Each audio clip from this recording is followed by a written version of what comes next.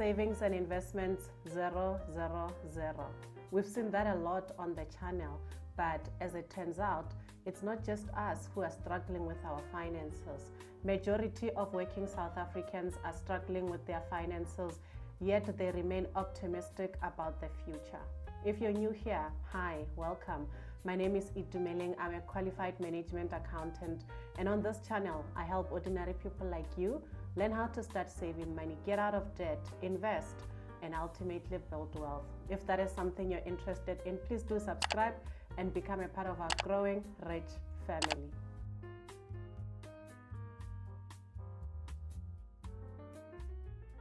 Old Mutual released their 2026 Savings and Investments Monitor, where they focused on employed South Africans aged between 18 and 65 and earning 8,000 rands and more.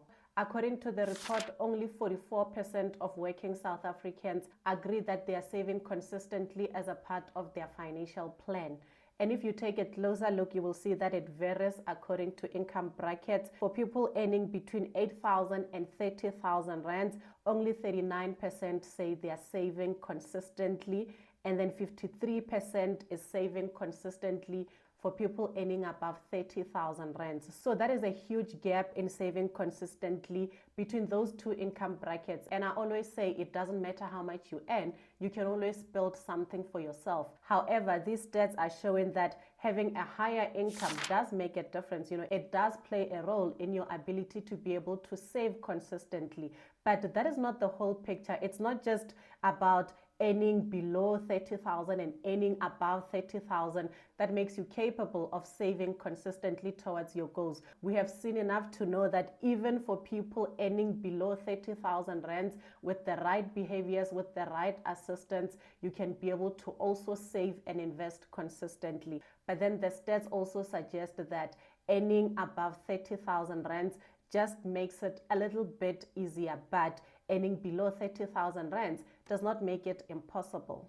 And then there were some stats on debt which I found really worrisome. You guys know I'm always going to look for the debt statistics because debt must go. I don't like debt. So with the debt, they found that 50% of people say they always worry about debt. And I found a correlation between the 50% of people worrying about debt all the time and only 44% of people being able to save. We know that when you're always worrying about debt, when you have a lot of debt, it can be difficult to save. And again, the stats showed different anxiety levels for different income groups. Between 8,000 and 14,999 rands, 64% is always or often worried about debt. And then between 15,000 and 29,999 rands, 48%, 30,000 to 59,999 rands is 43%, and then 60,000 rands to 119,999 rands, it is 28%. So as you can see, as the income increases, the anxiety around debt decreases. And I think that could also be because, with a higher income, you are able to manage your debt better. And you might also just not need as much debt as someone who is earning less. Again, without taking away the need for making more money, which is evident that, the more money you make, the easier things become for you.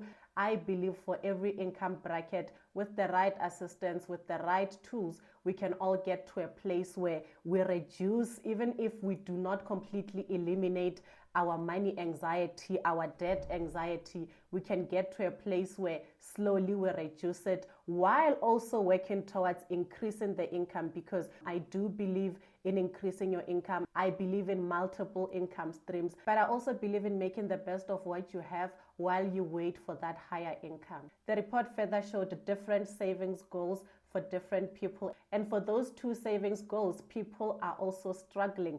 Only 30% of the people are saying they are saving for a comfortable retirement. And that is such a shocking percentage to know that majority of people are not feeling prepared for retirement. What was even more shocking was that people 50 and above, 25% of them say they're only just getting started or they're making little progress towards their retirement. And this is such a big gap with the people 18 and 29, only 17% are saying they just got started, and 15% for people 30 to 49. If you look at people that feel like they're comfortably on track for retirement, or they feel like they're making good progress between ages 18 to 29, 50% of those feel like they're making good progress towards their retirement savings. And if you compare that to the 50 plus, only 24% feel like they are making good progress towards their retirement savings.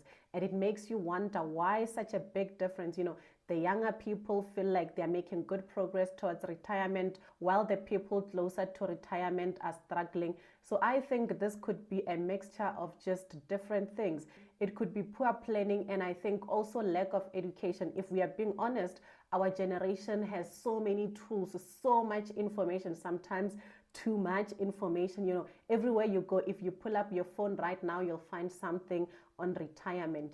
We are constantly encouraged to save towards retirement, while for the older generation, it wasn't like that for them. So what I like is that for the younger generation, it seems like in years to come, we are going to be able to turn the situation around where by the time we are 50 plus, we would not be a little behind on our retirement savings. And then another top goal that I mentioned is saving for education.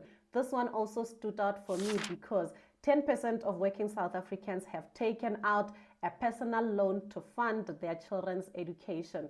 And I think this is one area where we can be able to do better, because it's one of those things we know it's going to happen, but you keep delaying it. And maybe it's also that situation of feeling like you don't have enough. Once your child is born, put away 100 rand, put away 200 rands. A lot of times with saving for your child's education, you don't need a lot of money, you just need time. So as soon as that child has a birth certificate, for some people, as soon as you find out you're pregnant or you're planning to have a baby, start putting money away for the kids' education, so that you don't end up being a part of the 10% that takes out personal loans to fund their kids' education. As you've seen from the stats, different income levels provide different comfort levels. And that is why we are seeing a rise in what we call polyjobbers. Polyjobbers increased from 57% in 2025 to 61% in 2026. Polyjobbing in simple terms is just having a side hustle, making money online, making money through rental income. 10 years ago, having an extra income was an option. Nowadays, it has become a necessity. So if you're someone that feels like they need to increase their income, which is all of us, then polyjobbing might be your way out. Look for other ways to supplement your income, because as the report shows, the more your income increases, the more your quality of life will increase. You don't even have to be aiming for 30,000 plus. If you're earning 8,000, if you can get yourself to a position where you earn 8,500 rands, 9,000 rands, that is an increase that could go a long way in your finances, help pay debt faster, help build an emergency fund, and ultimately reduce your money anxiety. So whatever income bracket you fall into, please reach out to a financial advisor so that they can help you work through your finances. I know sometimes when you go through your own finances alone, it can look like, oh, it's same old, I'm stuck in the same position, things are never going to improve for me. But if you can sit with a professional, you might find that things are not as bad as you think, and there could actually be a way out. I found that there's always a way out, and hope is never lost. And it was shocking to see that only 40% of the people have gotten in touch with a financial advisor. An overwhelming 60% have not used a financial advisor.